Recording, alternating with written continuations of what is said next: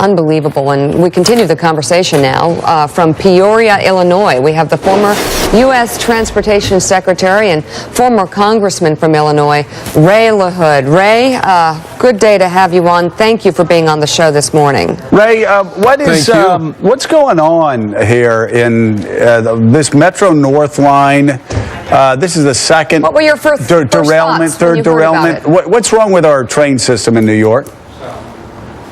Well, the same thing that's wrong with all of our infrastructure in America, Joe and Mika. We haven't made the investments.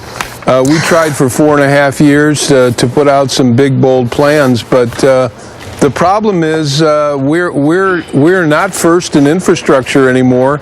We're 14th in the world, and at one time we were first in infrastructure.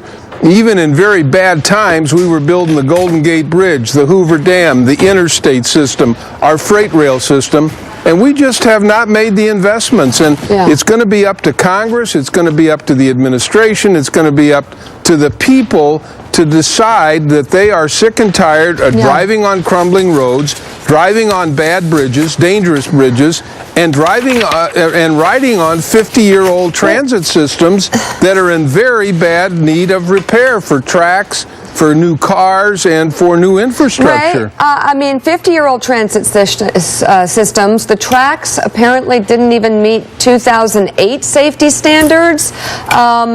And I probably sound, I'm not even sure if this is a legitimate question, but I'll ask you, why is it that we can't control the speed of these trains, if speed was a factor?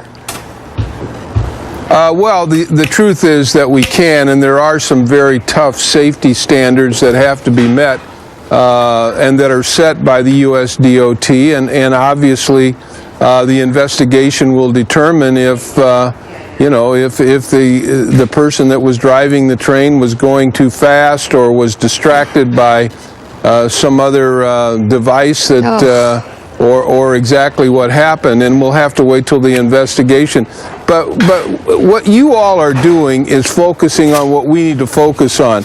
America needs to invest in its infrastructure. America needs to get back to being number one. America needs to make the investments. In states where they've made the investments, they have good infrastructure, and that's where people have voted for referendums. People in Washington are afraid to make these kind of investments, and we just haven't been doing it. And certainly we've had tens of thousands of men and women, Brian Shactman, building roads elsewhere. And creating infrastructure elsewhere. It's sort of the question because, when it comes to Washington, D.C., the culture of deferral, it's a perfect example, the Recovery Act. And I don't know if you were able to hear the conversation with Governor Rendell, Mr. LaHood, but how do you change the culture in D.C. to get a little more of a long-term view? Because we talk about every issue, we talk about kicking the can. The Recovery Act, we could have spent a lot of money to do exactly what you're talking about, but we did not. So how does the culture change? Well, Brian, look at. We spent of the $800 billion in the economic recovery plan, we got $48 billion. We spent $48 billion. In 2 years, we put 65,000 people to work in 15,000 projects. I will just push back a little bit.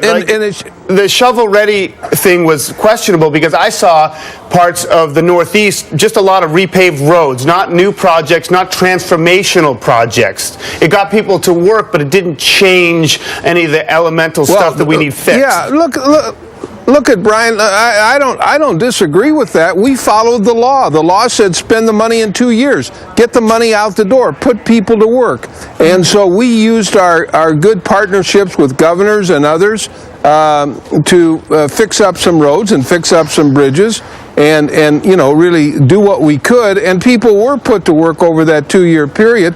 Should it have been more money? Of course. Rather than $48 billion, it should have been $480 billion. That's what it. And, every member of Congress said that later on when they figured out that it just wasn't enough money. But if you look at states that have made the commitment and passed referendums, the people are way ahead of the politicians on this. They know that their roads are crumbling. They know their bridges are unsafe. They know their transit systems need new infrastructure, whether it's track or new cars.